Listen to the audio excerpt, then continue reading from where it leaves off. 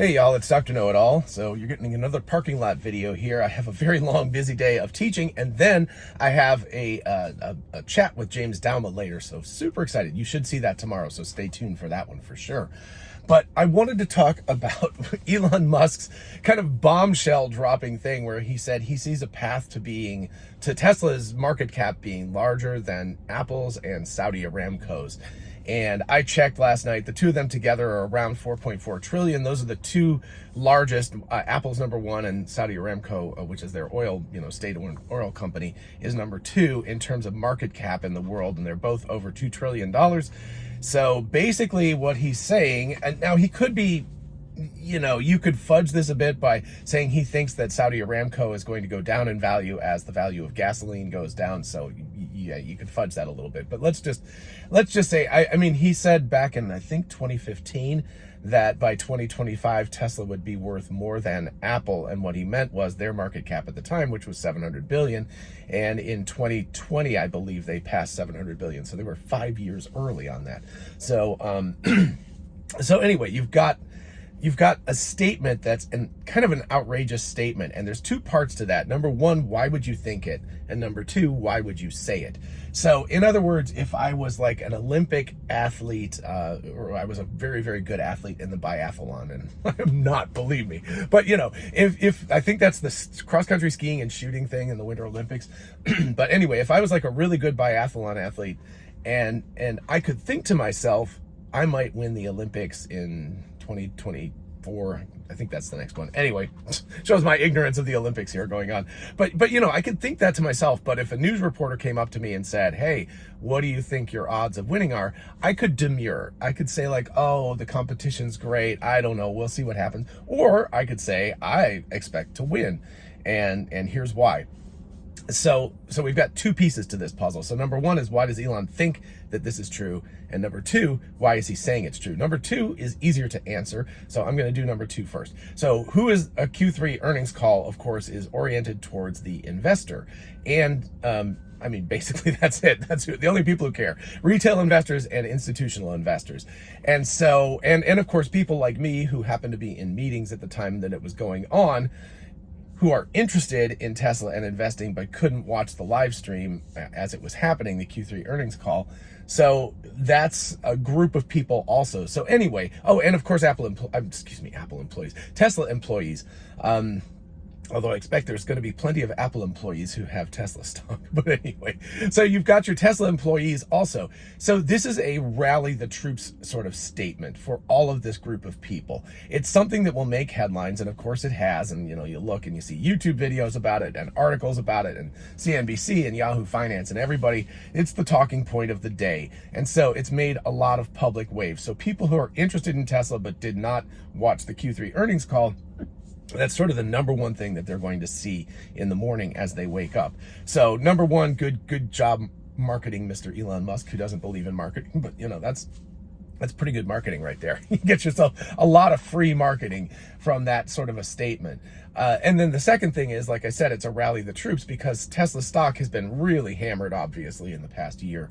And through a lot of no fault of their own, but their employees, they have to be thinking like, man, I'm working hard. I'm working these 80+ hour weeks, and I buy stock options, and then I see my stock go down and it's not going up, and I really wish it would go up. So he's saying like, and also of course investors are like, I'm buying all of this stuff and I'm not seeing the stock go up. He's saying hodl, right? Like hodl or buy. And that would be, and again, I'm not a financial analyst. This is just my take on this. But anyway, I think it's pretty obvious what Elon Musk is trying to do here with saying that they could be the most valuable, twice the most valuable company in the world.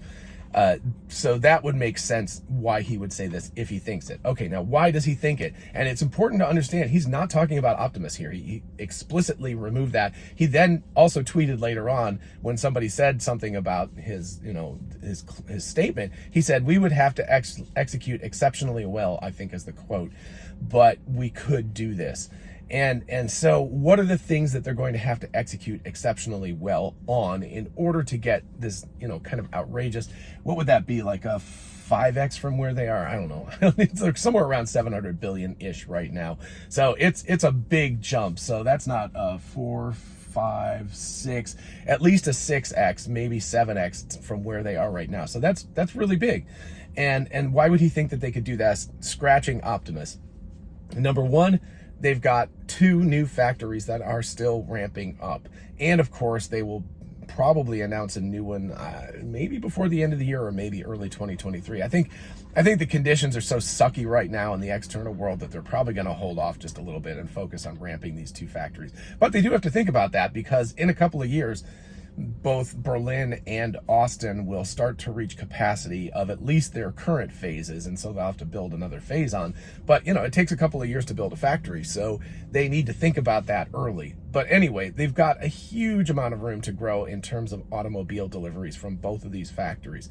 In addition to that, Elon did tease new models of cars.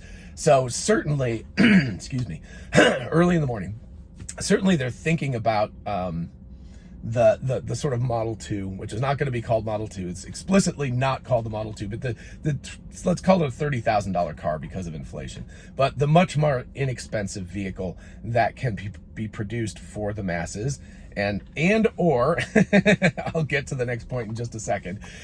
So that could sell many more, and so their revenue could go up, their market cap can go up, etc. Stephen Mark Ryan is all about the other product being the Tesla minivan. That is quite possible. I could see that. I don't know what other major category you would go into. I guess it could be something like a large scale SUV, like, you know, a bigger type of SUV that has more capacity than the Model X does. So you could go into that, but that is a relatively small market. The other factor here, of course, is the Cybertruck. People asked him about the Cybertruck, but not connected to this statement. And he said that the Cybertruck was going to be sick and that he was going to be driving the beta. He called it a beta. It's an alpha. Connecting the dots. Good call on that. If you're doing it internal testing, it's alpha. If it's external testing, it's beta. So if they sent me one, which I would be happy to receive, I would be beta testing it. But if it's internal to the company, it's alpha testing. But no matter what, this is a real truck. It's a real product that's going to be out, and he's going to be driving it around and testing it. And I assume that this is a very early production specific build. So we're no longer talking prototypes and stuff. This is an early test bed to shake out any of the bugs in this thing, and it's going to be on the road. He's going to be driving it around and testing it, and I think their projection is somewhere around mid-2023, so let's call it end of Q3 to be generous. But so that's about a year from now, end of September or so, that they could be delivering these. So we could see these on roads by right now, a year from now. Actual customer purchased versions of this car. And again, once they start on the Cybertruck, the ramp is going to be very quick, I think, unless they've made big mistakes. But I think Tesla has learned their lesson about that. So they've made this thing to be built very rapidly. And I am still all about the fact that the Model 2 is going to be a stainless steel kind of thing, especially if we get to the next point, which is the really big elephant in the room, which is full self-driving. So if you're building something like an inexpensive car that is designed to drive a long ways, single motor, 50 kilowatt hour battery pack, etc., that full self-driving robo-taxis do not need fancy looking cars. They need bulletproof cars, literally. So stainless steel and the bulletproof glass that they've got, you know, for the Cybertruck would transfer really nicely to something like that. So I'm still I'm sticking to my guns. I said this 2 years ago that they need to develop their Model 2 as a stainless steel exoskeleton vehicle, or maybe not an exoskeleton, but at least the outside of this would be something on the order of stainless steel as opposed to aluminum. So anyway, but full self-driving is the really big elephant. Well, I guess elephant number one, because there's another one that I'll talk about in just a sec. But anyway, elephant number one, full self-driving. If they get this working, and boy, does he seem confident about this. I mean, I think he was actually claiming, it's a little unclear, but I think he was claiming that they might actually have permission to have people not be driving the car by the end of 2023. So that means that they have to have the technology in place and regulatory approval, which means that at least 6 months prior to that, so middle of next year, that it would be of the quality that people would not have to pay attention. So, you know, so that's a pretty bullish statement from him. But anyway, if Tesla can manage full self-driving, the world is their oyster. They're going to open up a massive addressable market, and they can control their fate. And I think that's the number one thing where you're talking about executing exceptionally well. They have to build the cars to be able to put this in. So they have to build millions of cars, 10 million cars plus a year, as fast as possible. And they have to have full self-driving working. And if they can combine those two, that is, their market cap could exponentially expand. The other elephant in the room is Tesla Energy, that people still don't talk about, that they're 10% profitable right now, just barely profitable. But it seems like what we're hearing from Tesla right now with the ramp of the 4680s and stuff, and there was a lovely graph of it the other day that's just like, it's going up really, really rapidly, their expansion of that. Between that and their long-term battery suppliers and things, it seems like Tesla is way more confident about their battery supply than they have been in the past. And so my prediction is, as they are able to grow this and fill the need for the Cybertruck and for the Semi, which is also going to be shipping by the end of this year, so that's awesome. I mean, it will contribute to their bottom line, but I don't expect it's going to affect their market cap that significantly, but still awesome that they're doing that. But anyway, once they kind of can meet that, they can actually expand rapidly into the energy storage market, and they can create distributed storage systems. They can work with solar. Their solar thing, they haven't really talked about an awful lot recently, so who knows what will happen with that arm of things. But the bigger aspect is honestly batteries at this point. That's the part with the higher profit margins. And it's easier because you can add batteries. I would love to add batteries to my house, just a power wall without the solar roof, and be able to purchase power overnight when it's very, very inexpensive, and then utilize it during the day when it's much more expensive.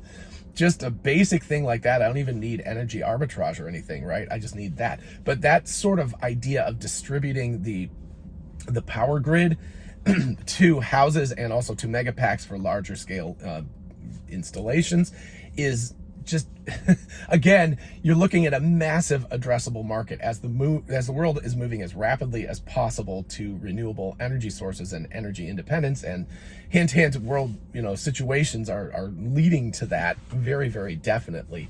We're getting to the point where that Tesla is going to be able to sell as many of these things as they can make. I think they've been constrained always, but anyway, they should start to be able to make significant profits in that. So we've got lots and lots of elements together, and as Elon says, if they can execute exceptionally well, they should be able to do this. When exactly? I mean, we could call it 10 years, 2032 or something like that, but if they do it and they execute well, it could happen by the end of this decade. I just imagine a $4.4 trillion company. Wow, pretty amazing stuff. All right, I have to go teach. I will talk to you all later, and look for the James Dauma video tomorrow morning or tomorrow afternoon sometime. Anyway, I'm looking forward to that, and let me know what you think about Tesla's predictions in the comments below, and everybody have a great day. All righty, bye-bye.